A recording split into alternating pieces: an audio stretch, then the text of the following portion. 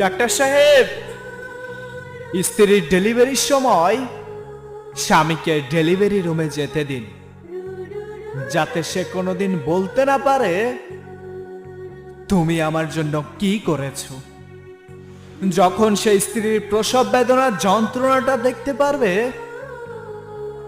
তখন সে বুঝতে পারবে তাকে বাবা ডাক শোনানোর জন্য একটা মেয়ে কতটা কষ্টের সম্মুখীন হয়েছে। যে স্ত্রী মৃত্যুর সাথে লড়াই করে তোমাকে বাবা ডাক শোনানোর জন্য এতটা কষ্ট সহ্য করে, তখন সেই স্ত্রীকে বুকে আগলে রেখে সারা জীবন ভালোবাসবে। নারী, তুমি পারো বটে, তুমি বহুরূপী, তুমি বহুরূপী।